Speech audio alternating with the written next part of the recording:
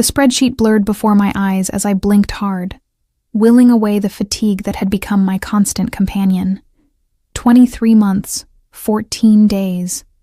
That's how long I'd been Raven Cavalcante's executive assistant, tracking his meetings, managing his calendar, and pretending not to notice the way every other person in this building walked on eggshells around him.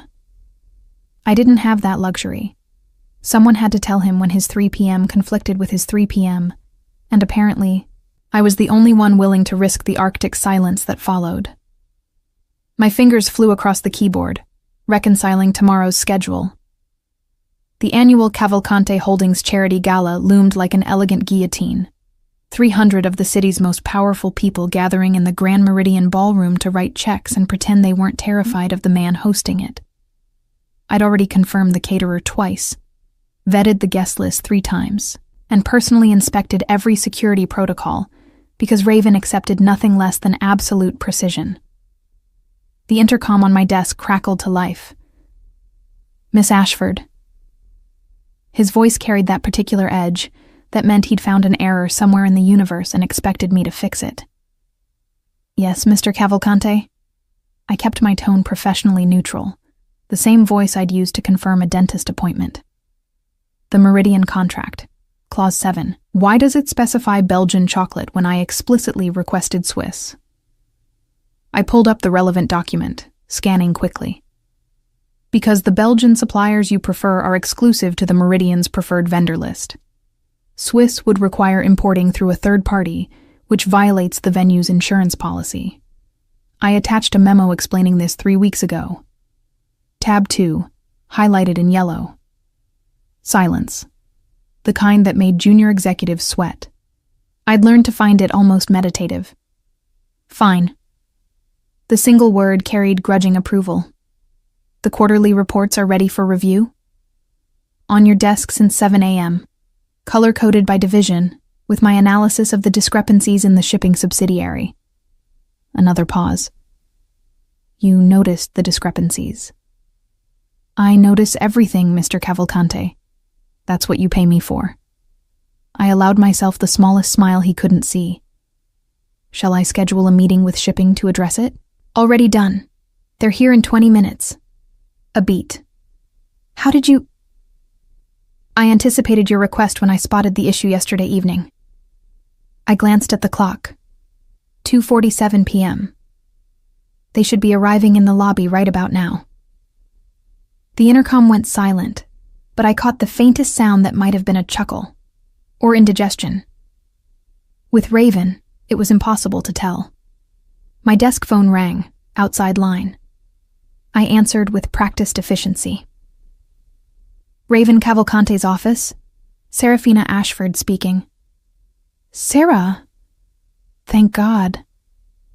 Cillian's voice tumbled through the line, warm and slightly panicked. I know this is absolutely bonkers, but I'm desperate. I leaned back in my ergonomic chair, recognizing the tone. Cillian owned the antique shop 2 blocks from my apartment. We'd become friends over my habit of browsing his collection of vintage first editions every Saturday morning. What did you do? Nothing. Well, something.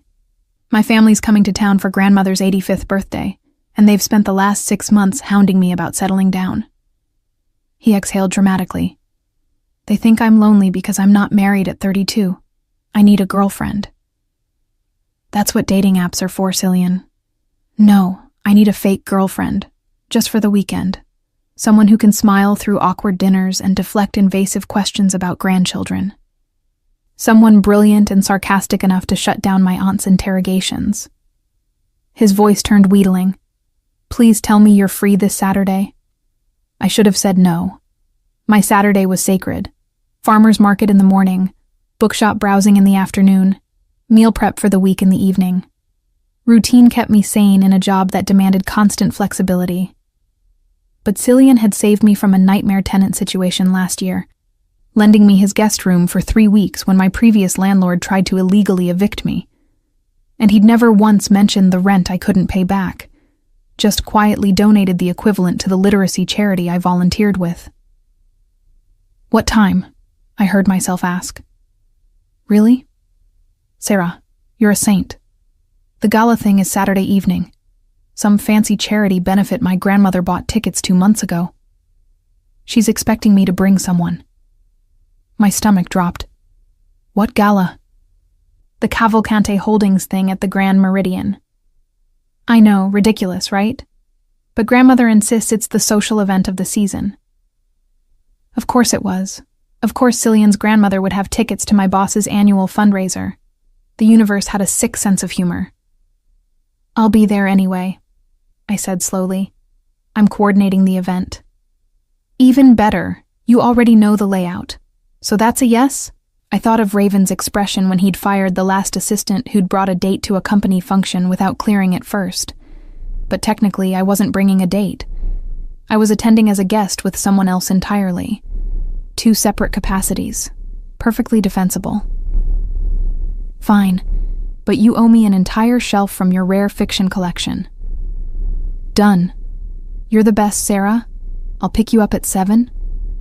After we hung up, I stared at the spreadsheet on my screen without seeing it. This was fine. Raven barely noticed me beyond my function as his organizational system. I'd stand next to Cillian, smile appropriately at his grandmother, and monitor the gala logistics simultaneously, multitasking at its finest. The intercom crackled again. Miss Ashford, the shipping executives are here early. I'll send them in. I pressed the button to unlock the conference room doors, then rose to greet the nervous-looking trio of men hovering near my desk. They flinched when I approached, as if proximity to Raven's assistant might somehow infect them with his displeasure. I offered them my warmest smile, the one that had diffused more executive meltdowns than I could count. Gentlemen, Mr. Cavalcante is ready for you.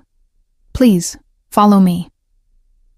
As I led them through the double doors into Raven's office, I caught a glimpse of him behind his massive desk.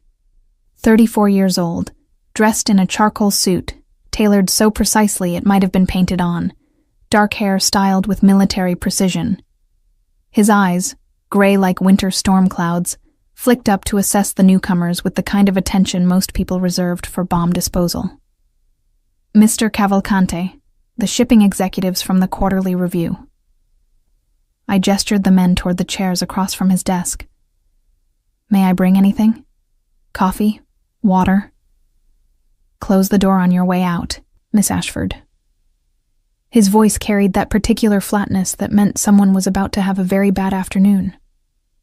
I obeyed, returning to my desk and the 17 tasks that had accumulated in the last 30 minutes.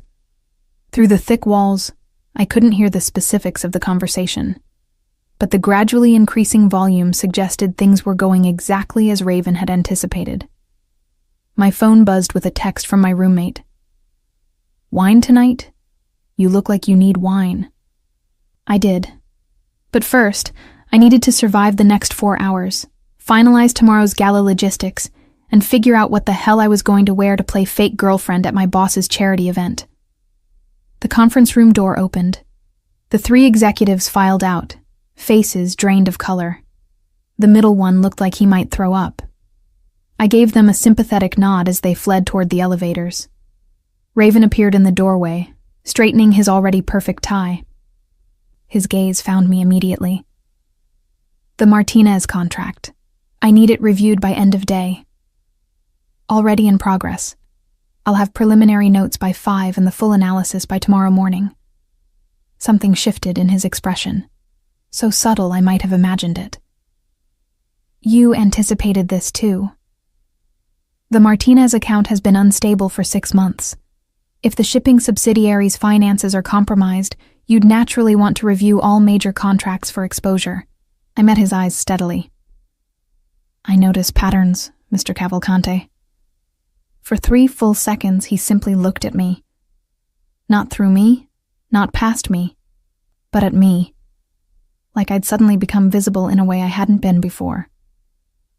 The weight of that attention made my pulse jump unexpectedly. That's why you're still here, he said finally, then returned to his office and closed the door. I released a breath I hadn't realized I was holding. 23 months, 14 days. In all that time, Raven had never looked at me like anything other than a particularly efficient piece of office equipment. The fact that he'd acknowledged my existence at all felt oddly unsettling. Shaking off the strange moment, I dove back into the Martinez contract. By 4:47 p.m., I'd identified 3 potential liability issues and drafted solutions for each. By 5:15 p.m., I'd compiled the preliminary report and sent it to Raven's secure email. My desk phone rang immediately. The third solution: explain your reasoning. I pulled up the relevant section. Martinez's majority stakeholder is heavily invested in overseas shipping lanes that overlap with our compromised subsidiary. If we restructure the payment schedule to quarterly installments instead of annual, we limit exposure while maintaining the relationship. They get better cash flow. We get less risk. And if they default? Then we have a built-in exit clause after 4 quarters instead of being locked in for 3 years. Plus, the quarterly review process means we catch problems faster. Silence. Then, implement it. Draft the amendment and schedule a call with Martinez for next week. Already on your calendar for Tuesday, 10 a.m. This time, I definitely heard the chuckle. Good night, Miss Ashford. Good night, Mr. Cavalcante. I packed up my workstation, logged out of all secure systems, and grabbed my coat. The elevator ride down from the 43rd floor felt longer than usual, my mind already running through tomorrow's gala checklist. Venue confirmation, check. Catering timeline, check. Security protocols, check. Fake boyfriend who didn't know my boss would probably murder him with his eyes, pending. Outside, the October air bit through my jacket as I walked toward the subway. My phone buzzed again, this time an unknown number. Miss Ashford, this is Vittoria Cavalcante. I stopped walking. Raven's mother, who he hadn't spoken to in 20 years, according to the whispered office gossip, who'd left her family when he was 14 and never looked back. Yes, Mrs. Cavalcante. I need to speak with my son, tomorrow at the gala. I know he won't take my calls, but he can't refuse me in public.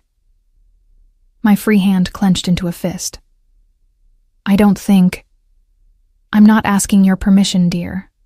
I'm informing you as a courtesy. My name should be on the guest list. Vittoria Moretti, my maiden name. Table 17. Do make sure the seating is comfortable. The call ended before I could respond.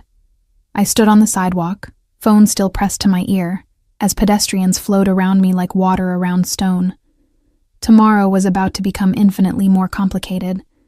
Saturday evening arrived wrapped in the kind of autumn chill that made the Grand Meridian's heated interior feel like a sanctuary.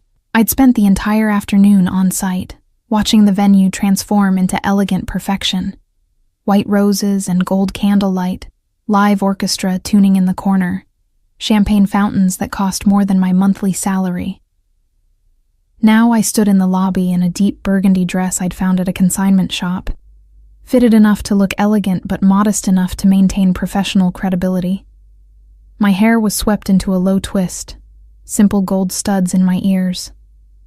Understated, invisible, exactly how I preferred to operate. Sarah! Cillian materialized through the crowd, looking genuinely handsome in his navy suit.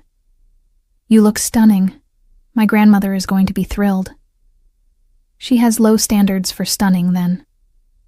But I smiled, accepting his offered arm. Remember the rules. You can touch my hand, my arm, nothing else.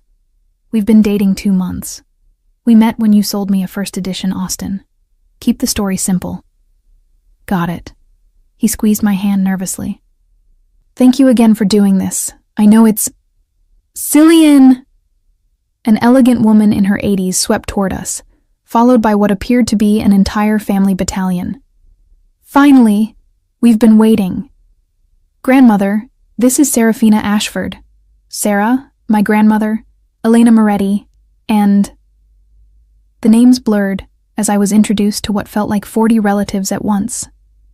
I smiled, shook hands, fielded questions about my work with diplomatic precision. Yes, I enjoyed antiques. Yes, Cillian was very thoughtful. No, we weren't discussing marriage yet. Thank you for asking. Through it all, I kept one eye on the ballroom logistics. The catering team was 3 minutes behind schedule. The orchestra was slightly off-tempo. The lighting tech had forgotten to dim the east chandeliers to match my specifications. Excuse me for just one moment, I murmured to Cillian, already moving toward the event coordinator. 5 minutes later, I'd corrected 3 small disasters and returned to find Cillian deep in conversation with an aunt about classical music.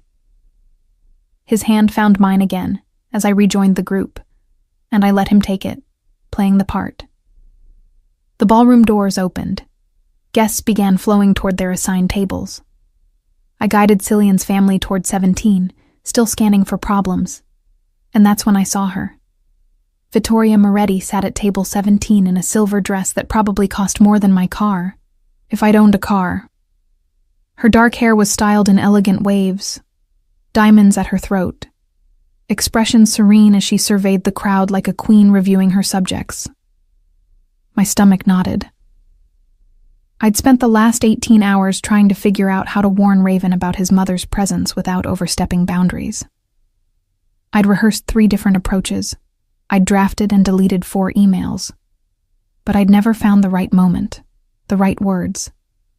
And now it was too late. Grandmother. Cillian's whole face lit up. You didn't tell me you knew Vittoria. Elena Moretti and Vittoria embraced like old friends, which they apparently were. Of course, because the universe was determined to make this evening as complicated as possible. Elena, darling. Vittoria's voice was warm honey. And this must be Cillian's young lady. How lovely. She extended her hand to me. I shook it, feeling like I'd just touched something venomous. Serafina Ashford, I said carefully. Pleasure to meet you. The pleasure is mine. Her smile never wavered, but her eyes were calculating. Ashford, that name sounds familiar. I work in the financial district. Ah. Understanding flickered across her face. How interesting. The orchestra struck up the opening melody. Guests settled into their seats. I remained standing, scanning the room for Raven's inevitable entrance. He always arrived exactly 12 minutes after the doors opened, late enough to avoid small talk, early enough to avoid causing offense. I'd timed it over 3 years of company events. 11 minutes, 43 seconds. Cillian tugged my hand gently. Sarah, you okay? Fine. I sank into the chair beside him, hyper-aware of Vittoria watching me from across the table. Just monitoring the schedule. You really can't turn it off, can you? His smile was affectionate. The event coordinator thing. Someone has to make sure the champagne fountains don't run dry. Is that what you do? Event coordination? Vittoria leaned forward, all polite interest. Executive assistance, actually. I met her gaze steadily. I work for Cavalcante Holdings. Something sharp flashed in her eyes. How fascinating. You must know my son, then. The orchestra swelled. The ballroom doors opened one final time. Raven Cavalcante entered like winter itself had taken human form. He wore a black tuxedo tailored with the precision of surgical instruments, his dark hair immaculate, his expression carved from granite. Behind him came Marcus, his head of security, a mountain of a man who'd once been special forces, and now ensured that Raven's world remained exactly as ordered as he demanded. Every conversation in the ballroom dimmed slightly as Raven moved through the crowd. Not because people were staring. No one dared stare at Raven Cavalcante directly. But because his presence altered the atmospheric pressure of any room he occupied. I watched him navigate toward the host table at the front, shaking hands with major donors, his movements economical and deliberate. He'd speak to exactly the right people for exactly the right amount of time. Then he'd deliver his brief welcome speech. And then... His gaze swept the room in what appeared to be casual assessment, and stopped. On me, on my hand, still resting in Cillian's on the table. For 3 full seconds, Raven Cavalcante, the man whose emotional range typically varied from coldly professional to Arctic fury, simply stared. His expression didn't change. His posture didn't shift, but something in the air itself seemed to crystallize. Then he moved. Not toward the host table. Not toward the major donors who'd already begun gravitating in his direction, hoping to monopolize his attention. Toward us. 5 long strides across the ballroom floor, each one measured and precise. The conversations at nearby tables trailed off as people registered his trajectory. Even the orchestra seemed to falter slightly, violins going momentarily off-key. He stopped at our table. His gray eyes, which I'd always considered cold, were now absolutely glacial as they fixed on me with an intensity that made my ribs feel tight. Miss Ashford. His voice carried that particular dangerous quietness that made executives confess to embezzlement. A word. It wasn't a request. Cillian's hand tightened on mine, protective. Is everything? It's fine. I extracted my hand from his, stood on unsteady legs. Mr. Cavalcante, is there a problem with the event coordination? Now. He turned and walked toward the exit that led to the private balcony. I followed, feeling Vittoria's calculating stare burning into my back. Behind me, I could hear Cillian's grandmother whispering to Elena in rapid Italian. The balcony was mercifully empty, overlooking the city skyline. The October wind cut through my dress immediately, raising goosebumps along my arms. Raven stood at the railing, his back to me, hands braced against the stone like he was physically restraining himself from something. Mr. Cavalcante, if this is about the chocolate, since when do you date? Each word was precisely enunciated, as if he was testing them for hidden meanings. I blinked. I'm sorry? He turned to face me, and the expression on his face was nothing I'd ever seen before. Not anger, exactly. Something rawer, more dangerous. You heard me. Since when do you date? Of all the possible conversations we could be having right now, about his mother's presence, about the seating arrangements, about the dozens of logistics I'd managed for this event, he wanted to discuss my personal life? Since men started asking me out, Mr. Cavalcante. I crossed my arms against the cold, allowing my most devastating sarcasm to surface. It happens to people with social skills. You should research the concept. His jaw tightened almost imperceptibly. Who is he? That's not really your concern, is it? I kept my voice leveled despite the surreal nature of this entire conversation. Unless my dating life somehow affects my performance at work, which it doesn't. You brought him to a company event.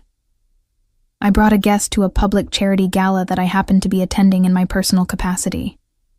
I raised an eyebrow. There's no policy against that. I checked. Of course you did. Something that might have been dark amusement flickered across his face. You check everything. It's my job to check everything. The cold was starting to make my teeth want to chatter, but I refused to show weakness. Was there something specific you needed, or can I return to my date? The word date seemed to hit him physically. His hands clenched into fists at his sides, then deliberately relaxed. How long? He asked, his voice dropping even lower. How long what? How long have you been seeing him? This was absurd.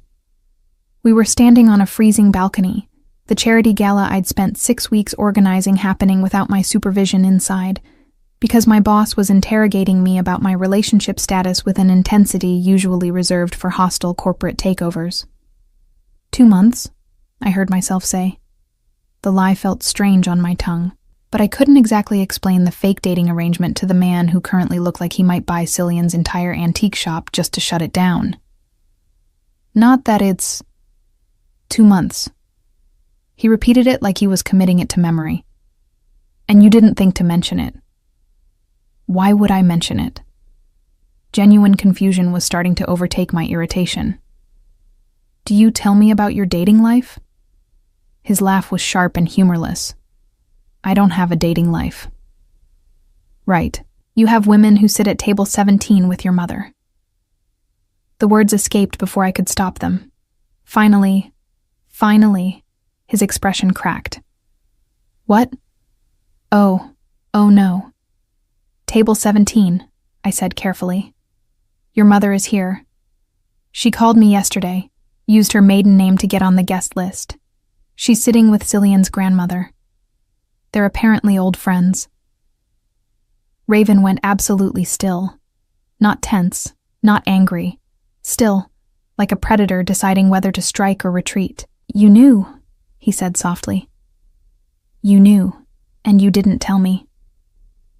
I tried to find the right moment. My voice came out smaller than intended. I didn't know how to, there wasn't a good way to. Get back inside, Miss Ashford. His voice had gone flat and cold. Make sure the event proceeds smoothly, and keep your date away from table 17. He brushed past me, returning to the ballroom. I stood alone on the balcony for a long moment, trying to understand what had just happened. My boss, my famously controlled, emotionally distant boss, had just interrogated me about my dating life with an intensity that suggested. What? Jealousy? No. Impossible. Raven Cavalcante didn't do jealousy. He barely did emotions. But as I returned to the ballroom and found Cillian waiting anxiously by our table, I couldn't shake the memory of Raven's face when he'd seen us holding hands, the way his expression had shattered for just a moment, revealing something raw and furious beneath. Is everything okay? Cillian whispered as I rejoined him. Your boss looked... It's fine. I managed a smile, sliding back into my chair. Across the table, Vittoria was watching me with predatory interest. Everything's under control. The lie tasted bitter, because nothing was under control anymore, and I had no idea how to fix it. Over the following weeks, my carefully ordered world began fracturing in ways I couldn't explain and didn't know how to stop. It started small. Monday morning after the gala, I arrived at 6:45 a.m. to find Raven already at his desk. Unusual for a man whose schedule I knew down to the minute. He barely acknowledged me beyond a curt nod, but his gaze tracked me as I moved through my morning routine, cataloging his day, sorting priority communications, preparing his first meeting brief. By Tuesday, he'd somehow discovered that Cillian and I had dinner planned at Marcello's, the Italian restaurant 3 blocks from my apartment. I only knew because when I arrived with Cillian at 7, Raven was there, in a back corner booth, alone with an untouched plate of pasta and a financial report spread across his table. Isn't that your boss? Cillian whispered, following my stunned gaze. Yes, I managed. What a coincidence. But it wasn't a coincidence. Marcello's wasn't in Raven's neighborhood. It wasn't near his office or his penthouse or any of his business holdings.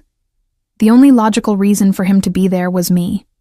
He didn't approach our table, didn't acknowledge my presence beyond a single searing glance when we first walked in.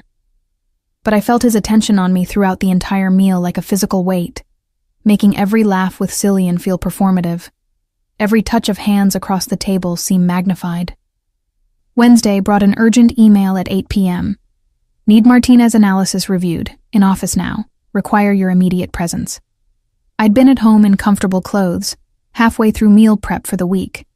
I changed back into work attire, took the subway to the office, and arrived at 9:17 p.m. to find Raven behind his desk, the Martinez file open before him. The third quarter projections, he said without preamble. Walk me through your reasoning on the Asia-Pacific expansion. I did. For 2 hours. Standing beside his desk while he questioned every assumption, challenged every projection, pushed me to defend conclusions I'd spent weeks developing. By 11:30 p.m., my feet ached in their heels, and I'd started wondering if this was punishment for something I didn't understand. That's all, he said finally, closing the file. Good work, Miss Ashford. It's 11:30 at night, Mr. Cavalcante. I kept my voice carefully neutral. Was this analysis urgent enough that it couldn't wait until morning? His gray eyes met mine, unreadable. I needed to be certain. Of the projections? Of your reasoning? He leaned back in his chair. You're the only person in this company whose analysis I trust without verification. I needed to understand why. The admission hung between us, strange and weighted. I'd worked for this man for nearly 2 years, had proven myself reliable 1,000 times over, and suddenly he needed to understand why he trusted me. Good night, Mr. Cavalcante. I turned to leave before I said something I'd regret. How was your dinner? His voice stopped me at the door. I looked back. He was staring at the closed file, not at me. At Marcello's. How was your dinner? My pulse jumped. You were there for over an hour. I'm sure you noticed it was fine. I noticed you laughed. His fingers tapped once on the desk, the only sign of agitation. 16 times. You don't laugh at work. Because spreadsheets aren't funny, Mr. Cavalcante.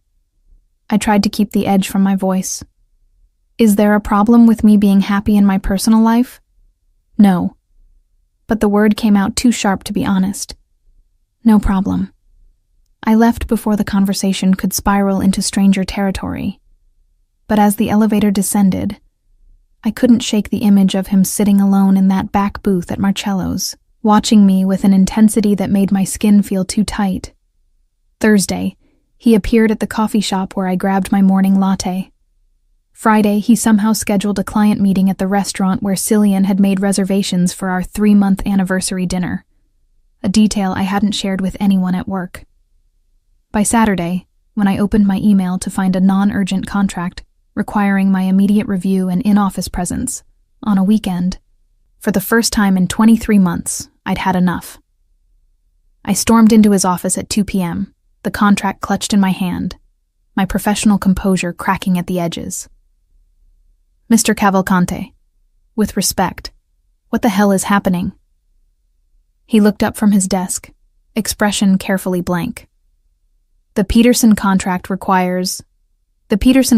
is not time-sensitive. I marked it for Monday review. I crossed my arms. You've been at every restaurant where I've had plans for the last 2 weeks. You've sent urgent work requests at increasingly absurd hours. You've somehow known my schedule despite me not telling you. I own this building. His voice was dangerously soft. I know everything that happens in it. I don't live in this building, Mr. Cavalcante. I live in a rent-controlled apartment in Queens with a roommate and questionable heating. So unless you've been tracking my phone... The way his jaw tightened told me everything. Oh my God. I stared at him. You have been tracking my phone. The company phone you issued has tracking software. For security purposes. But he didn't deny it. Your role requires access to sensitive information. It's standard protocol. Standard protocol is informing employees about surveillance. My hands were shaking now, not with fear, but with fury. You've been following me, watching me, showing up everywhere I go with Cillian. Don't. The single word cracked like a whip. Don't say his name. The raw emotion in his voice stopped my tirade dead. Raven Cavalcante didn't do raw emotion. He did cold calculation and controlled fury and occasionally, very occasionally, dry amusement. But never this. This barely leashed something that made the air between us feel electrified. Why? I asked, my voice dropping to match his. Why does it matter where I go or who I'm with? I do my job. I do it well. My personal life. Your personal life appeared out of nowhere. He stood, rounding the desk with that predatory grace that always reminded people he hadn't earned his power through kindness. 2 years, Miss Ashford. 2 years where you came in early, stayed late, never mentioned boyfriends or dates or any life beyond this office. And suddenly, there's someone. Someone who makes you laugh 16 times over pasta. He stopped 3 feet away, close enough that I could see the muscle ticking in his jaw. "So forgive me for being curious about the man who managed to interest you when I—" He cut himself off sharply. When he what? The question hung between us, unspoken. His eyes searched my face with an intensity that made my breath catch. For the first time since I'd started working for him, I registered details beyond the professional. The exact gray of his eyes, like storm clouds breaking. The sharp line of his jaw. The way his perfectly styled hair had one rebellious strand falling slightly forward, probably from running his hands through it. A stress tell I'd never noticed before because I'd never been looking. When had I started looking? "Mr. Cavalcante." I forced steel into my voice. "Whatever this is, it needs to stop. I have a boyfriend. You have—" I gestured vaguely. "Whatever it is you have, this is inappropriate." Inappropriate. He repeated the word like it was foreign. "You think I don't know that? Then stop." "I've tried." The admission seemed to cost him. "For 2 weeks I've tried. But every time I see you with him, every time you smile at him the way you never smile at me, I work for you." The reminder felt necessary, like throwing cold water on something that had started to burn too hot. "You're my boss. That's all we are, all we've ever been." Something in his expression shuddered. The raw emotion vanished, replaced by the familiar ice. "You're right, of course." His voice went flat. "This conversation was unprofessional. It won't happen again." He returned to his desk, dismissing me as effectively as if he'd spoken the words aloud. I stood there for 5 more seconds, my heart hammering against my ribs for reasons I refused to examine. Then I left, returning to my studio apartment, where my roommate took one look at my face and immediately poured wine. "What happened?" "I think my boss is jealous," I heard myself say. "Of my fake boyfriend." My roommate's eyes widened. "The one who—" "Yes, that one." I downed half the glass in one go. "Except it's not real, and Raven doesn't know that, and now he's tracking my phone and showing up everywhere and I don't know what to do." "Maybe tell him the truth?" I thought about Raven's face when he'd said Cillian's name, the way he'd looked at me like I'd betrayed something fundamental, even though we'd never had an understanding beyond professional efficiency. I can't. The truth settled like lead in my stomach. Because if I tell him it's fake, then I have to explain why I've been lying. And I don't even know anymore. Over the next 3 weeks, the situation evolved into something stranger and more complex. Raven stopped tracking my phone, or at least stopped making it obvious. But he found other ways to demonstrate his presence.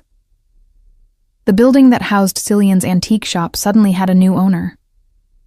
The notice came with 30 days to vacate or negotiate a new lease at triple the current rate. When I asked Cillian who'd bought the property, he showed me the paperwork, a subsidiary of Cavalcante Holdings that I'd never heard of before. I confronted Raven the next morning. "The Westbrook property acquisition, that was you." He didn't look up from his computer. "Cavalcante Holdings acquires property frequently. That's what we do." "That specific building houses Cillian's business." "I'm aware." Still not looking at me. "He should negotiate. The new terms are more than fair given the neighborhood's appreciation. He can't afford triple the lease." Finally, Raven's gaze met mine. "Then perhaps he should have considered that before—" He stopped himself. "The decision is made, Miss Ashford. If you'd like to discuss business acquisitions, I'm happy to review the rationale. Otherwise, we have actual work to address." I wanted to scream, wanted to shake him, wanted to demand he explain what the hell he thought he was doing, weaponizing his empire against a small business owner whose only crime was agreeing to be my fake date. Instead, I turned on my heel and spent the next 2 days quietly helping Cillian find a new location, with a lease he could actually afford. Raven said nothing, but I caught him watching me with an expression I couldn't decipher. The following week brought a new complication. Vittoria. She appeared at the office unannounced, gliding past security like she owned the place. I looked up from my desk to find her standing before me in a cream Chanel suit, diamonds at her throat, smile sharp as broken glass. "Miss Ashford, how lovely to see you again." "Mrs. Moretti." I kept my voice professionally neutral. "Do you have an appointment with Mr. Cavalcante?" "I'm his mother, dear. I don't need an appointment." The intercom crackled. "Miss Ashford, hold all my calls for—" Raven's voice stopped as he opened his office door and saw her. "What are you doing here?" "Raven, darling." Vittoria's smile didn't waver. "Is that any way to greet your mother? You're not my mother." Each word was precise and deadly.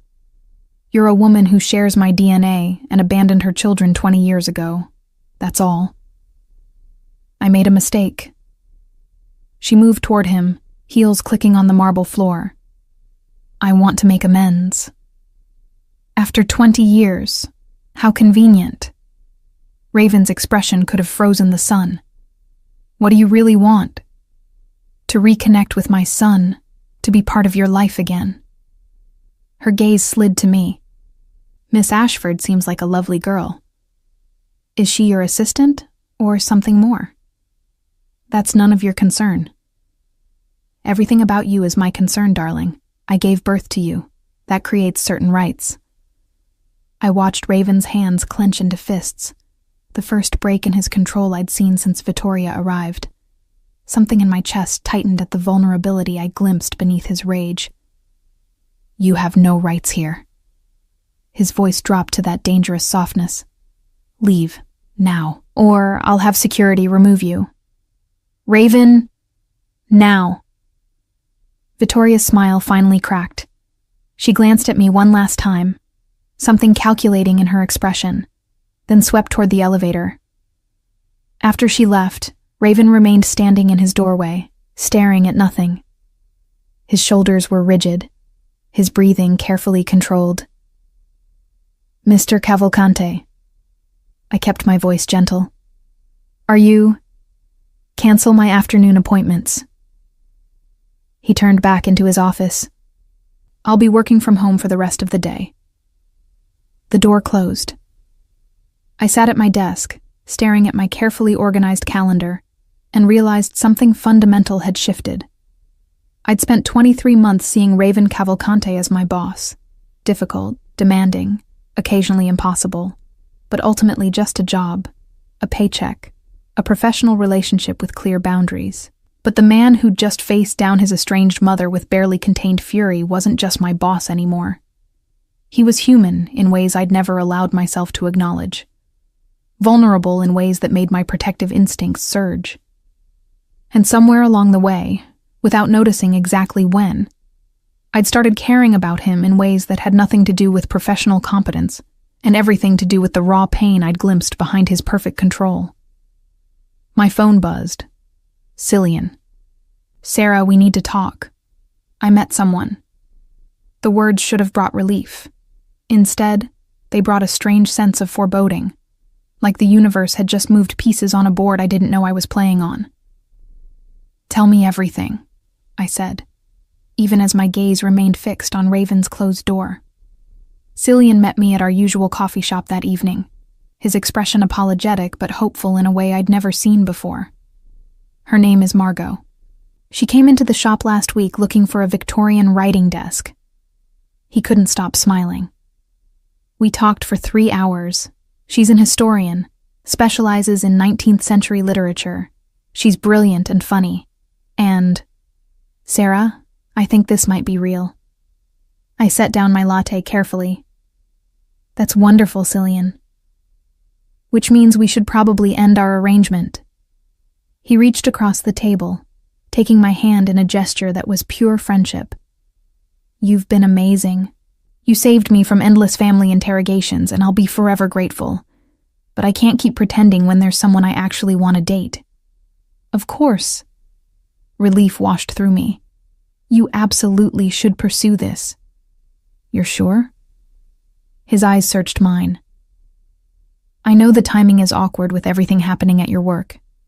Your boss buying my building. That's not your problem.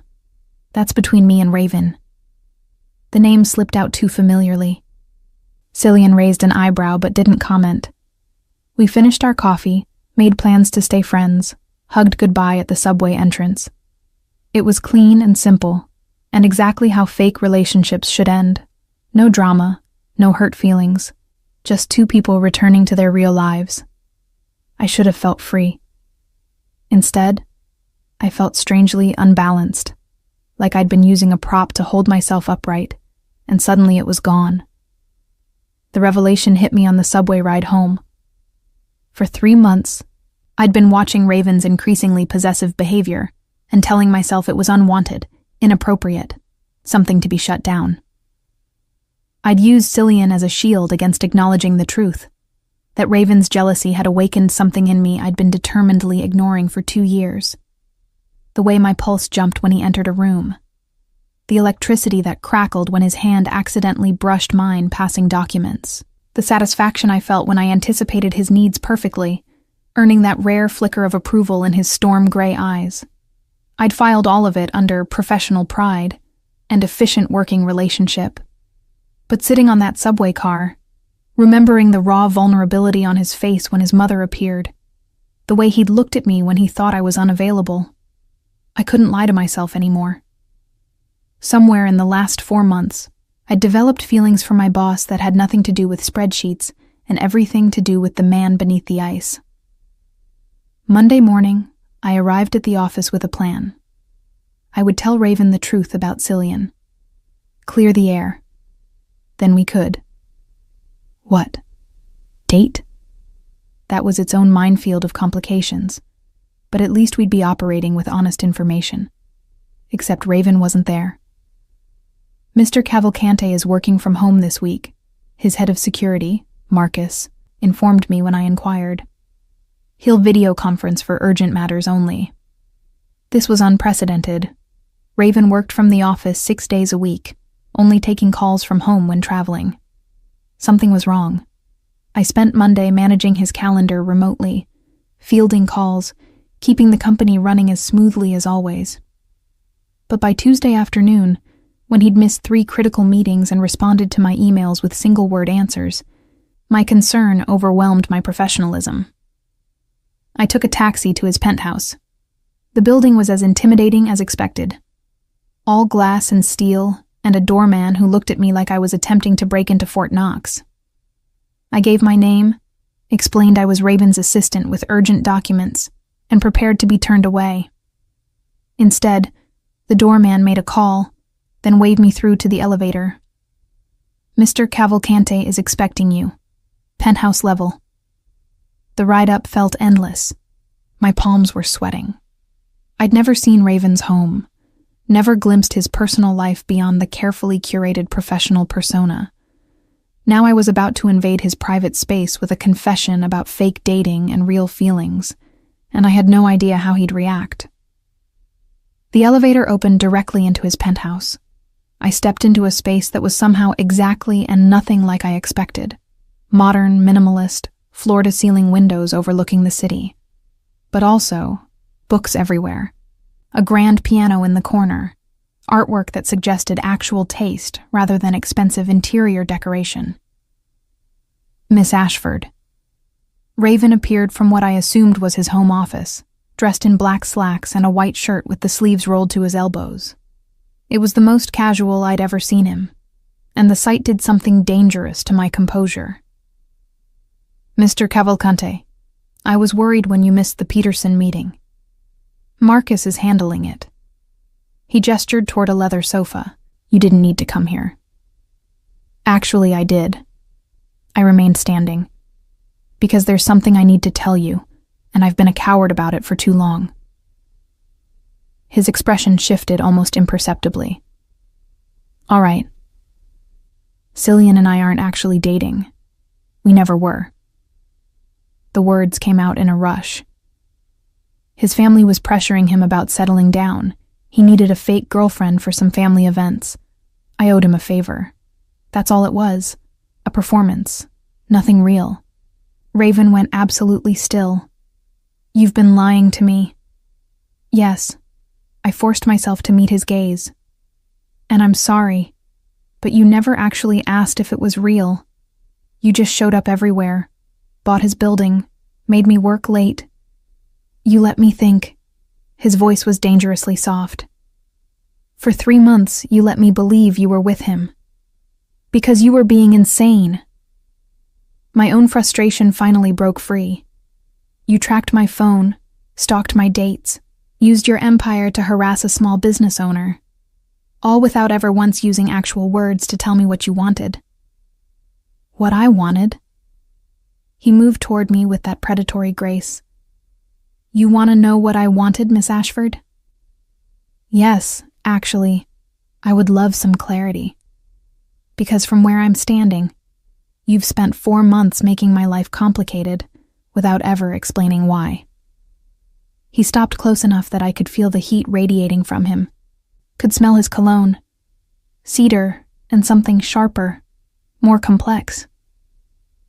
I wanted to know why he got your laughter when I've never heard it, why you smiled at him in ways you never smiled at me, why after 2 years of working beside me, of proving yourself indispensable, you chose someone else the moment you decided to actually live instead of just exist. The raw honesty in his voice stole my breath. I wanted to understand what he had that I apparently lacked, what made him worthy of your time when He cut himself off, jaw tightening.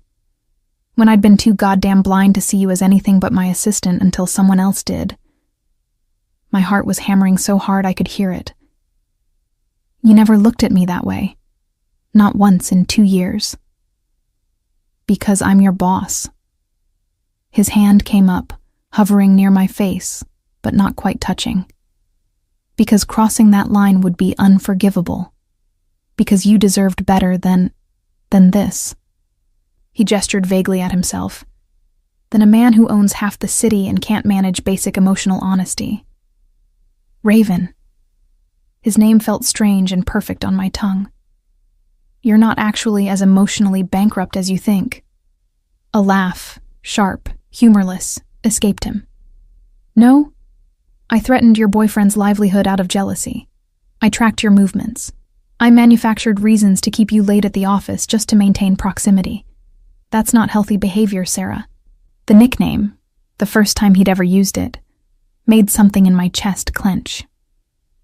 It's also not entirely unwelcome. The confession cost me. I've spent 4 months telling myself you were being inappropriate, that your jealousy was invasive and controlling, and it was. All of those things. But it was also the only reason I started noticing you as something other than my paycheck. His eyes searched mine. What does that mean? It means I spent 2 years being professionally excellent and personally invisible. I came in early, stayed late, anticipated your needs with borderline psychic accuracy. But you never saw me as anything beyond a particularly efficient assistant until someone else did. I forced myself to be as honest as he'd been. And somewhere in watching you lose your mind over a fake relationship, I realized I'd developed very real feelings for you. The silence stretched between us, heavy with implications. This is a terrible idea, Raven said finally, but his hand had moved to cradle my face, thumb brushing my cheekbone with devastating gentleness. I'm your employer. The power dynamic is something we can navigate if we both want to. I leaned into his touch, my pulse racing. Or we can go back to pretending this doesn't exist. Your choice. If I touch you now, his voice dropped lower, rough with restrained need.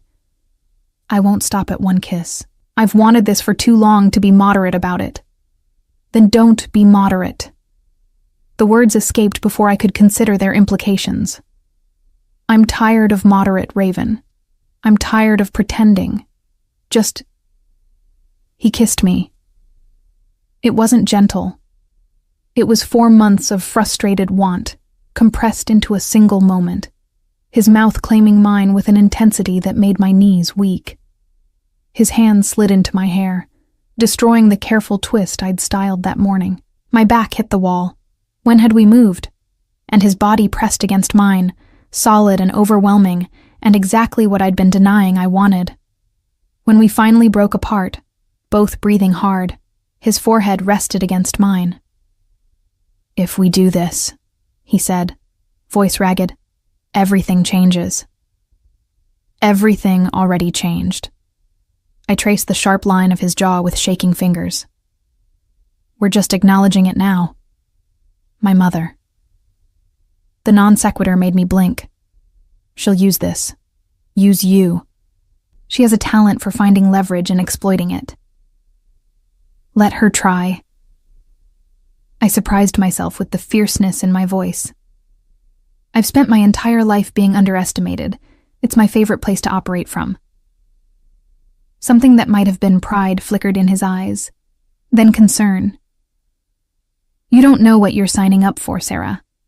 My world, the things I've done to build this empire. I've worked for you for 2 years. I catalog your meetings, manage your schedule, review your contracts. I'm not naive about what you do or how you do it." I held his gaze steadily. "If I were, I would have run the moment you tracked my phone." A ghost of a smile touched his lips. "Any sane person would have." "I've never claimed sanity was my strong suit." I kissed him again, softer this time.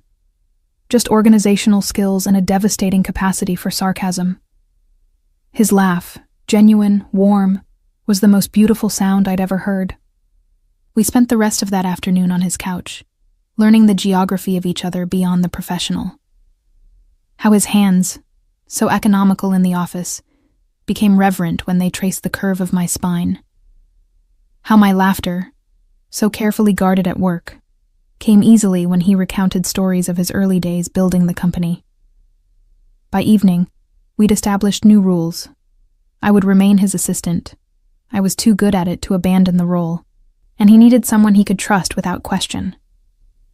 But after hours, we belonged to each other in ways that had nothing to do with org charts and everything to do with the connection we'd been denying.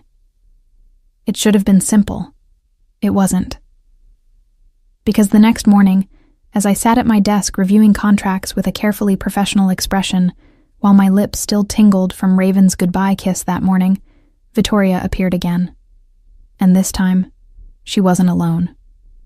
The man accompanying Vittoria was older, distinguished in a way that set off every alarm bell in my carefully honed instincts. Silver hair, expensive suit, smile that didn't reach his eyes. "Miss Ashford." Vittoria's greeting carried false warmth.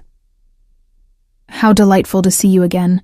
This is Domenico Salvatore, an old family friend." The name Salvatore made something click in my memory. I'd seen it in contracts, buried in subsidiary paperwork for Cavalcante Holdings, an investment group that kept appearing and disappearing in the corporate structure, always just distant enough to avoid scrutiny, but close enough to have influence. "A pleasure," I said neutrally, not extending my hand. "Do you have an appointment with Mr. Cavalcante?" "Not exactly." Salvatore's smile widened.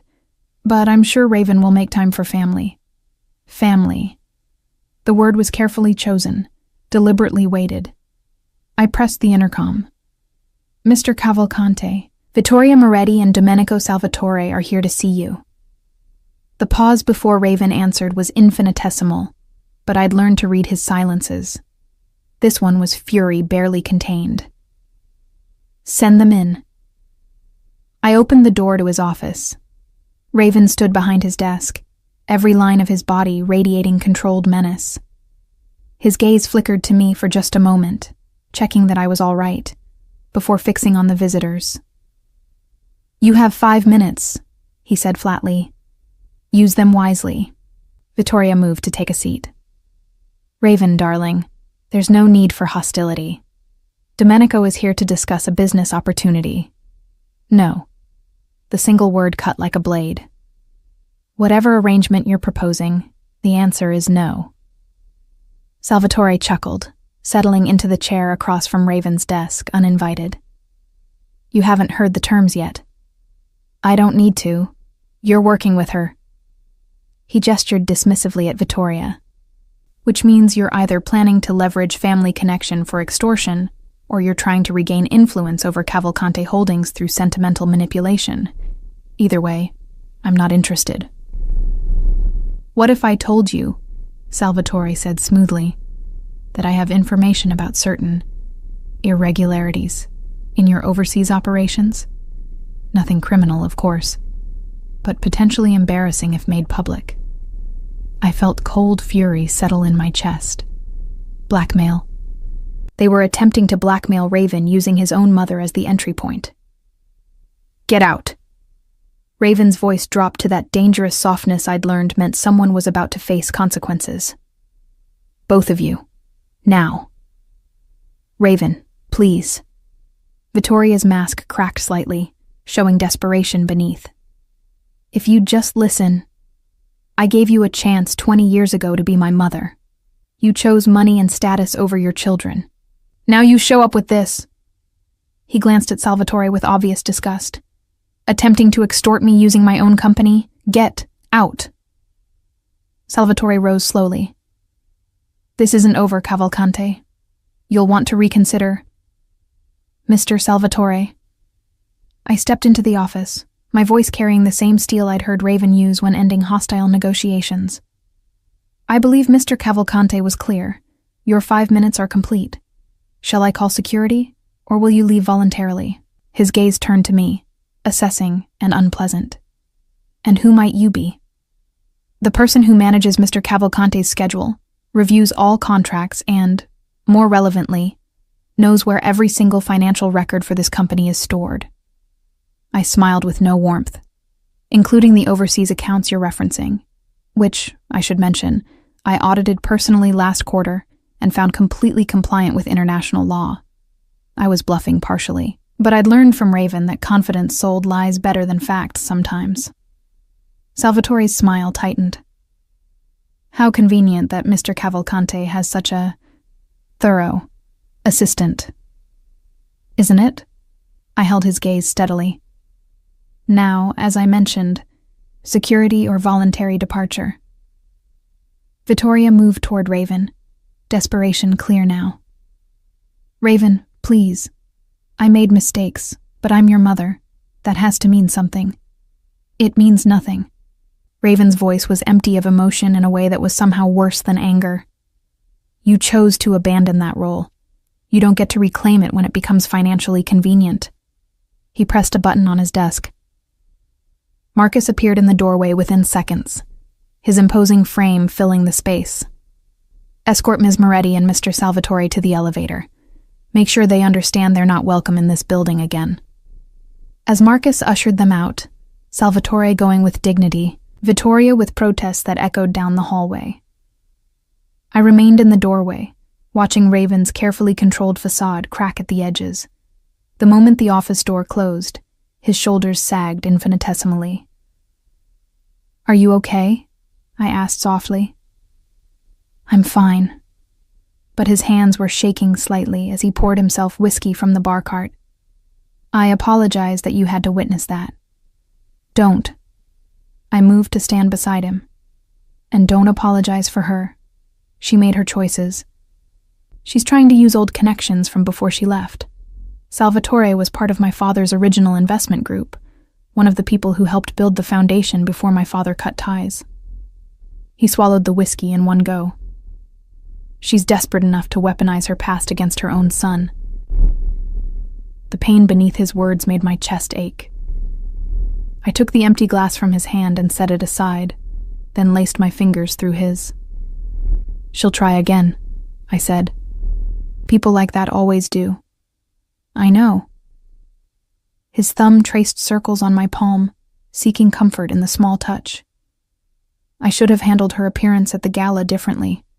Should have anticipated. You can't anticipate everything, Raven. Not even you. I squeezed his hand.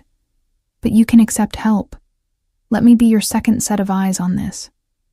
He looked at me then. Really looked. And something shifted in his expression. You stood up to him. To Salvatore. Despite not knowing exactly what he had. I knew enough. and I knew you wouldn't be threatened by something legitimate. I allowed myself a small smile. Also, I really did audit those overseas accounts. They're clean, so his leverage was probably fabricated anyway. The ghost of his smile appeared. You're terrifying when you want to be. I learned from the best. I leaned up to kiss him softly. Now, let's actually review those accounts together and make sure there's nothing hidden that could be used against you. Over the following weeks, Vittoria made 3 more attempts to contact Raven. Through lawyers, through old family connections, through increasingly desperate messages left with my desk that I simply deleted without passing along. Each time, Raven's expression would go carefully blank, his control absolute. But I'd learned to read the tension in his shoulders, the way his jaw tightened.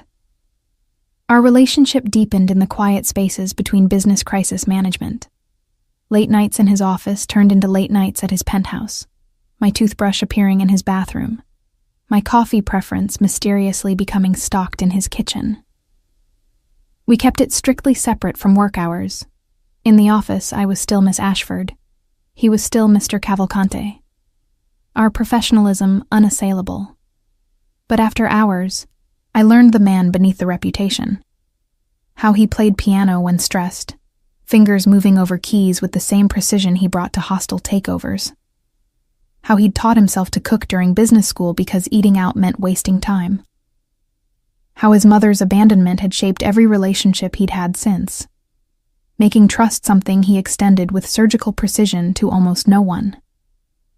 I don't know how to do this, he admitted one evening, as we lay tangled together on his couch, the city lights spreading beneath us through floor-to-ceiling windows. Relationships, vulnerability. I'm good at control, at maintaining distance. But with you, with me, you can stop controlling everything. I traced the line of his jaw, feeling the tension there. I'm not going anywhere, Raven. I've seen the worst parts of your world and I'm still here. You shouldn't be. But his arms tightened around me. You deserve someone normal. Someone who doesn't have enemies trying to blackmail him through his own mother. Normal is overrated. I prefer brilliant, possessive, and occasionally impossible. I kissed him softly, which, in case you missed it, is exactly what you are. His laugh was quiet but genuine. Occasionally impossible? At least twice a week. Your demands for Swiss chocolate at venues that only stock Belgian, for instance. That was one time. It was 3 times, but who's counting? I settled against his chest, listening to his heartbeat. The point is, I know exactly who you are, all of you, and I'm choosing to stay. The words were both truth and promise, because somewhere in the last 6 months, Raven Cavalcante had become more than my boss, more than the dangerous man who controlled half the city. He'd become the person I wanted beside me, the partner who challenged and supported me in equal measure. But the universe, as always, had complications in store. 2 months after the attempted blackmail, I arrived at work to find Raven already in his office, his expression grimmer than I'd seen since his mother's first appearance. What happened? I asked immediately. He slid a folder across his desk. Salvatore. He didn't give up.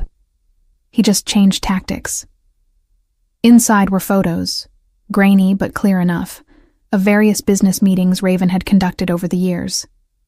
Deals that skirted the edge of legal, but never quite crossed it. Conversations with people whose reputations were less pristine than Raven's carefully cultivated public image. None of this is illegal, Raven said.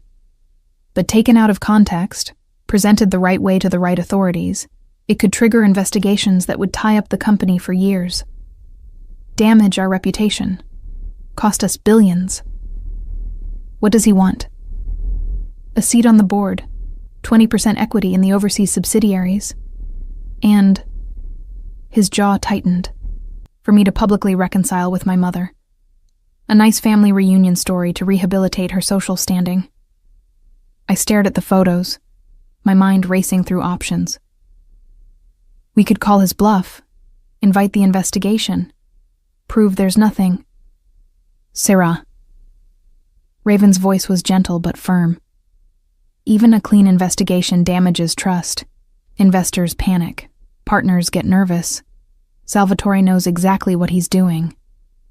So what do we do? He was silent for a long moment. Then, I give him what he wants. No. The word escaped before I could stop it. Raven, you can't let them manipulate you like this. I can, if it protects the company. If it protects... He stopped himself, but I heard what he didn't say. If it protects you. Because at some point in our relationship, I'd become a vulnerability. Something Vittoria and Salvatore could leverage if they discovered the truth. And they would discover it eventually. Secrets never stayed secret in his world. There's another option, I said slowly, an idea forming. We let them think they're winning while we build a counterattack. I'll need access to Salvatore's background, his business dealings, his connections with Vittoria before she left your father. Raven's eyes sharpened. What are you thinking? That people who attempt blackmail usually have skeletons of their own, and I happen to be very good at finding things people want to keep hidden. I met his gaze steadily. Give me 2 weeks. If I can't find anything, you can give Salvatore his board seat, but let me try first. For a moment, I thought he'd refuse. Then he nodded slowly. 2 weeks, but Sarah, be careful. These people aren't corporate enemies playing polite games. If they realize you're investigating them, then they'll underestimate me. I smiled with more confidence than I felt. It's my favorite advantage. What followed were the most intense 2 weeks of my professional life. I worked 3 jobs simultaneously. Managing Raven's schedule and company operations during business hours, conducting my investigation after hours, and maintaining our relationship in the stolen moments between.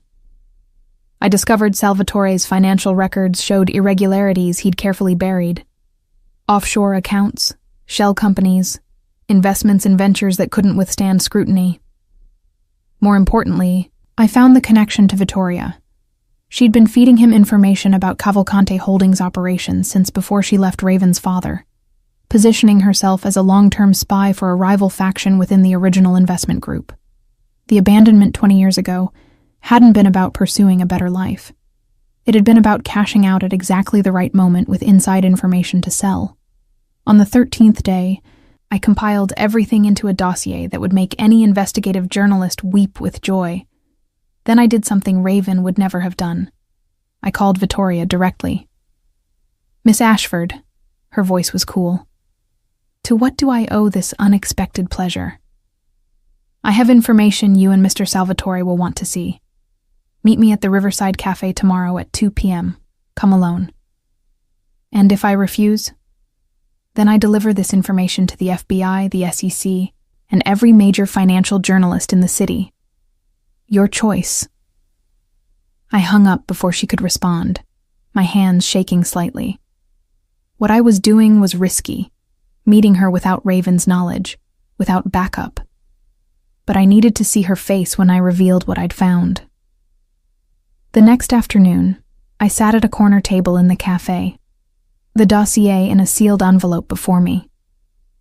Vittoria arrived exactly on time, impeccably dressed, her expression carefully neutral. Miss Ashford, you're either very brave or very foolish. She slid into the seat across from me. Raven doesn't know you're here, does he? What Raven knows or doesn't know isn't your concern anymore. I pushed the envelope across the table. Open it. She did.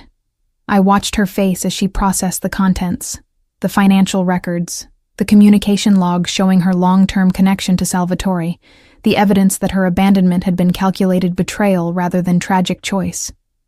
Where did you get this? Her voice was tight. I'm very good at finding things people want to keep hidden, as I mentioned once before. I leaned forward. Here's what's going to happen. You and Salvatore are going to disappear. No more blackmail attempts, no more contact with Raven, no more leveraging family connection for financial gain. In exchange, I don't share this information with authorities who would be very interested in your decades of corporate espionage. You can't prove... I absolutely can. I've already verified it with 3 independent sources. I smiled without warmth. I'm Raven Cavalcanti's executive assistant. Do you really think I'd come to this meeting without being absolutely certain? Vittoria stared at me, calculation warring with fury in her eyes. He chose well. You're as ruthless as he is. No, I'm protective of people I love. There's a difference. I stood.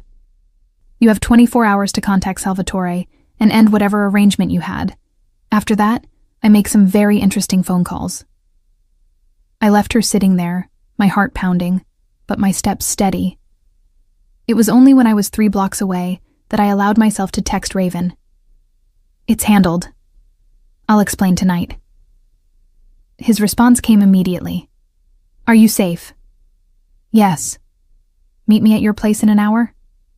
I'll be there. When I arrived at his penthouse, Raven was pacing like a caged predator. He rounded on me the moment I walked in. What did you do? I told him everything. The investigation, the evidence, the meeting with his mother, the ultimatum.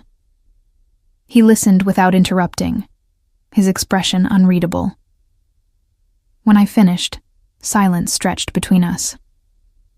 You took a significant risk, he said finally. I know. Vittoria she might have... He stopped, running a hand through his hair in frustration. Sarah, if something had happened to you because of my past, nothing happened. I moved to stand before him, taking his face in my hands. And even if something had, I chose this. I chose to protect you the way you've been protecting me since the beginning. His eyes searched mine. Since the beginning? You think I didn't notice? The way you positioned my desk to give me the best natural light? How you scheduled my reviews to always include raises? The fact that I'm the only assistant in company history you've kept for more than 6 months? I smiled softly. You were protecting me long before you admitted you cared, Raven. I just finally caught up. He kissed me then, fierce and desperate and grateful all at once. When we broke apart, his forehead rested against mine. No more solo investigations. No more taking blackmail threats alone, I countered. Deal. He pulled back to look at me properly. Though I should mention, your investigative skills are terrifying. I learned from the best. I repeated my words from months ago. Now what do you say we actually destroy those files Salvatore was threatening you with, just to be thorough? Already done. I had them incinerated the day after he first showed them. At my surprised look, he smiled slightly. I was never going to let them win, Sarah. I was just buying time to figure out the right move. And what was the right move? Apparently letting you handle it. His arms came around me. Note to self, never underestimate my assistant. Your assistant and girlfriend, I corrected. My assistant, girlfriend, and, if you'll allow it, partner in every sense that matters. The words hung between us, weighted with implications about a future we'd both stopped fighting against. I'll allow it, I said softly. On one condition. Name it. Next time someone tries to blackmail you, we handle it together. No more protecting me from your world, Raven. I'm in it now, by choice. Let me stay. His smile was real and unguarded. You're impossible to argue with. I know. It's one of my best qualities. True to my threat, Vittoria and Salvatore vanished from our lives. No more attempted contacts, no more blackmail schemes, no more weaponizing the past. I'd delivered my evidence to a trusted financial journalist with instructions to publish only if they resurfaced. Insurance that kept them at a comfortable distance. The months that followed were the most stable I'd experienced since starting at Cavalcante Holdings.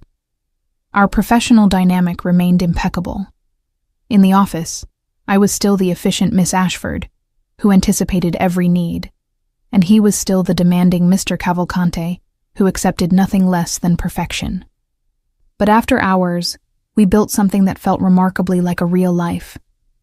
I moved into his penthouse gradually, a drawer here, a bookshelf there, until one day I realized I hadn't been back to my apartment in 3 weeks. My roommate found a new place. I officially forwarded my mail. And Raven, who'd never shared space with anyone, adjusted with surprising grace to having another person in his carefully ordered world. We learned each other's rhythms, how he needed silence in the mornings and conversation in the evenings, how I required coffee before human interaction and preferred cooking to ordering in, how we both worked best side by side at his kitchen counter, laptops open, occasionally stealing kisses between contracts. 8 months after the gala where everything changed, Cillian called with news. He and Margot were engaged. "I want you both there," he said, his joy infectious even over the phone. Margot knows the whole fake dating story. She thinks it's hilarious. She wants to meet the woman who saved me from my family's interrogations. The engagement party was small and intimate, held at Cillian's new antique shop location, the one I'd helped him find after Raven's acquisition spree. Margot was everything Cillian had described: brilliant, funny, and clearly smitten with him in a way that made something warm settle in my chest. Raven came with me, his hand at the small of my back, his presence commanding attention even in the casual setting. Cillian's grandmother spotted us immediately. "So this is the boyfriend," she said, her eyes twinkling with knowing amusement. "The one who caused all that delightful drama at the gala." "Elena." Raven's voice held genuine warmth as he greeted her. "It's good to see you again." "Oh, you two are on first-name terms now?" She laughed, delighted. "How wonderful. Though I must say, young man, your jealousy was rather obvious to those of us who were watching." Raven had the grace to look slightly embarrassed. "I wasn't, that is—" "He absolutely was," I interjected, saving him from further floundering. "Painfully, obviously jealous. It was quite entertaining, actually." "For you, maybe." But he was smiling as he said it, his arm sliding around my waist with easy possessiveness. "I maintain it was strategic concern for my assistant's well-being. Keep telling yourself that, boss." We mingled through the party, Raven surprisingly comfortable in the casual setting. I watched him charm Cillian's relatives, discuss antique furniture with Margot, and, most surprisingly, laugh genuinely at one of Cillian's stories about disastrous family dinners. "Thank you," Cillian said quietly, finding me alone by the drinks table. "For everything. The fake dating thing led me to Margot, and—" He glanced at Raven across the room. "Apparently it led you somewhere good, too." "It did." I followed his gaze, watching Raven listen intently to one of Cillian's aunts, his expression engaged rather than merely polite. Though I'm still not entirely sure how we got here. Jealousy, apparently, and your devastating capacity for sarcasm. Cillian grinned. Turns out those are excellent foundations for a relationship. Who knew? The evening wound down peacefully. Raven and I returned to his penthouse. Our penthouse now, I supposed, in comfortable silence. But as we entered the elevator, he pulled me close, his expression suddenly serious. "There's something I need to tell you." My stomach clenched. That sounds ominous. Not ominous, just important. The elevator doors opened to his hour floor. He led me inside, then guided me to the windows overlooking the city. "I've been working on something. Restructuring certain aspects of my business operations." Restructuring how? Severing ties with the more questionable elements, the investments that skirt legality, the partnerships with people whose methods I can't entirely endorse. Building something that's completely legitimate, completely clean. He turned to face me fully.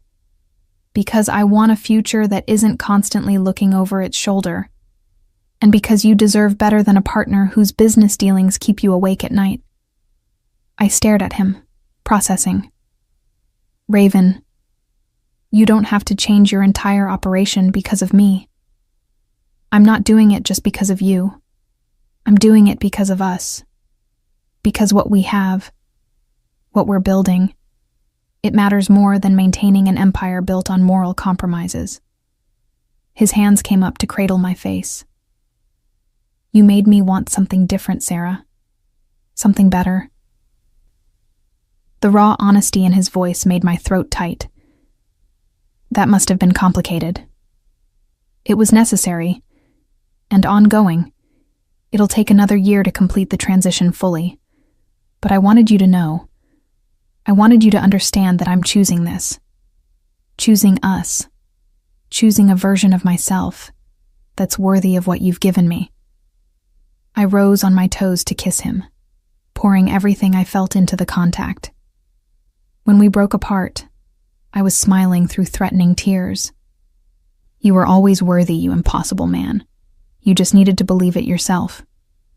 I'm starting to. His thumb traced my cheekbone gently.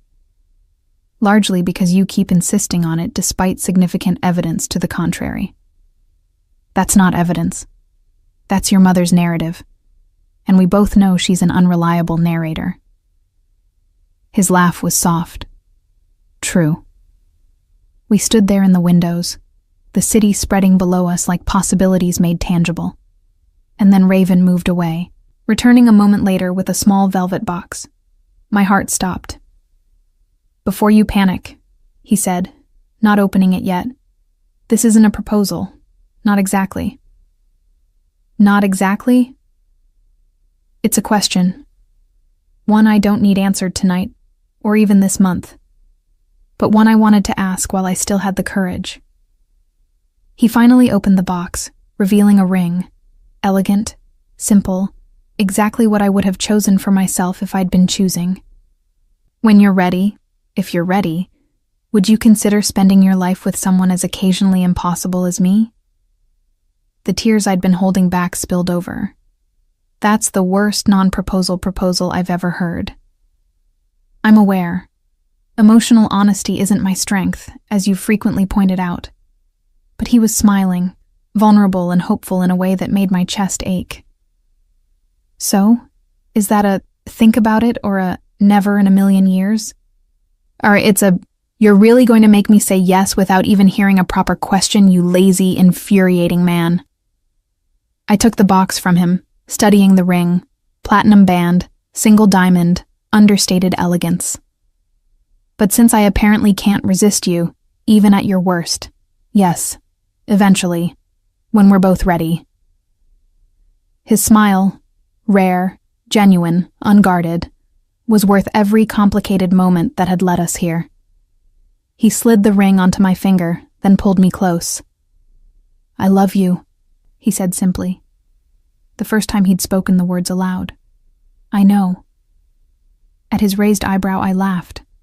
I've known for months. You just needed time to catch up. How did you know? Because you bought an entire building to sabotage my fake boyfriend's business. That's not normal jealousy, Raven. That's love disguised as territorial possessiveness. In my defense, I didn't realize the distinction at the time. No, you were too busy tracking my phone and appearing at restaurants. I traced the line of his jaw affectionately. But I forgive you. Mostly because your completely irrational jealousy is what finally made me notice you.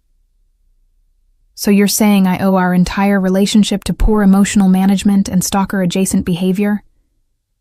Essentially, yes.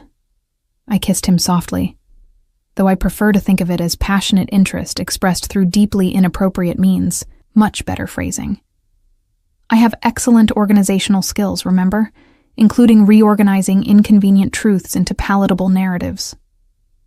His arms tightened around me. What did I do to deserve you? You lost your mind over a fake relationship and made me work late for 3 months straight out of jealousy. Apparently that's my love language. Noted for future reference. We stood there in the windows, wrapped in each other, the ring on my finger catching the light. It wasn't traditional. Nothing about us was. But it was honest. Real. Built on a foundation of professional respect that had transformed into something infinitely more complex and valuable. 1 year later, we married on the rooftop of Cavalcante Holdings, the building where we'd spent 2 years orbiting each other without truly seeing, where jealousy had finally opened our eyes, where we'd built something that started with spreadsheets and ended with forever. Cillian was there with Margot, now heavily pregnant with their first child. Elena attended with genuine joy, having long since forgiven Raven for his aggressive acquisition of her grandson's original shop location. Even Marcus, Raven's perpetually serious head of security, cracked a smile during the ceremony. I wore a simple dress, elegant but practical, because I'd never been the type for elaborate displays. Raven wore his standard charcoal suit, but with one modification, a pocket square in burgundy, matching the dress I'd worn to the gala where everything changed. "You remember," I murmured as we stood before the officiant. "I remember everything." His hand tightened on mine.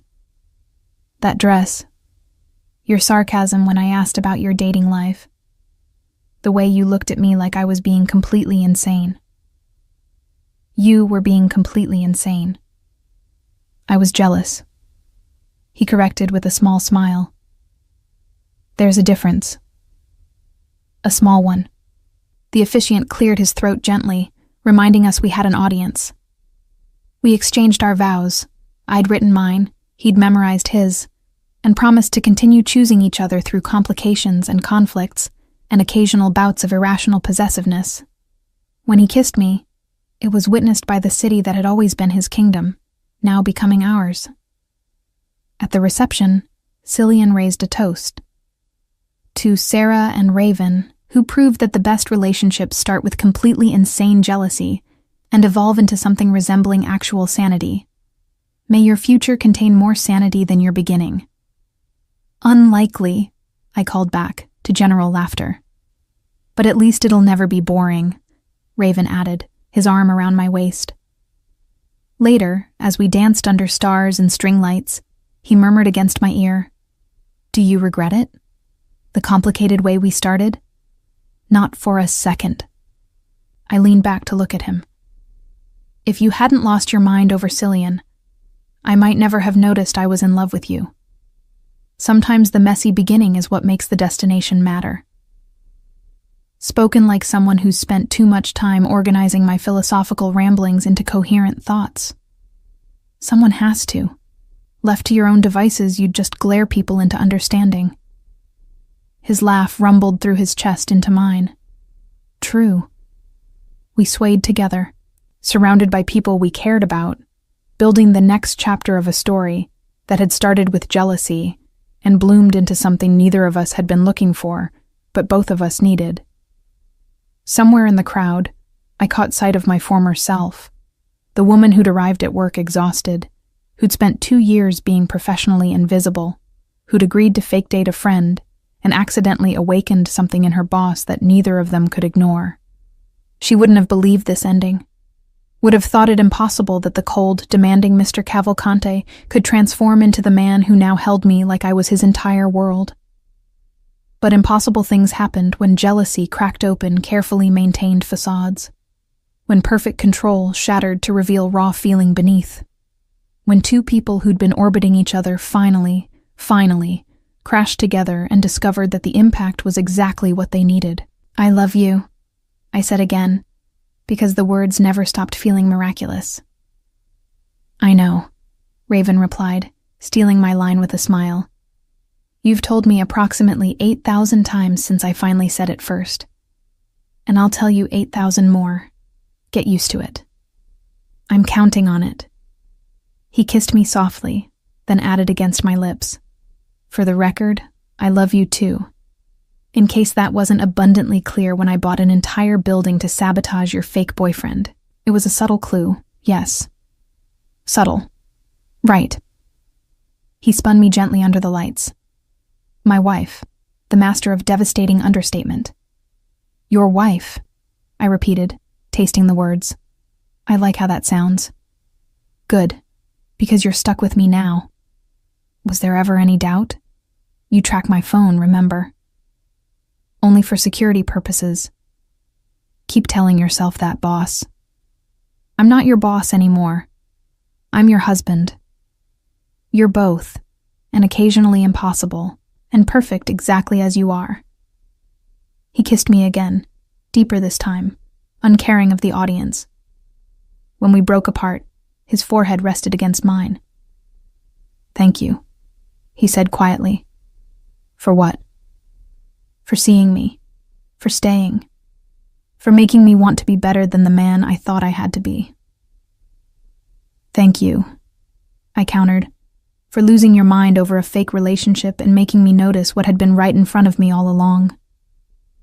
So we're both thanking jealousy, essentially, and my devastating capacity for sarcasm, and your complete inability to express emotions like a normal human being. I grinned. We're a disaster, Raven. The best kind. He pulled me closer. The kind that works. And it did. Against all odds, despite the complicated beginning. Through jealousy and blackmail and estranged mothers, it worked. Because sometimes the messy stories are the best ones. Sometimes the wrong start leads to the right ending. Sometimes you have to lose control completely before you can find exactly what you've been looking for. And sometimes, just sometimes, the answer to the question you didn't know you were asking comes in the form of an impossible man who tracks your phone and buys buildings and finally learns to say "I love you" out loud, even if it takes him 8 months and a fake boyfriend to get there.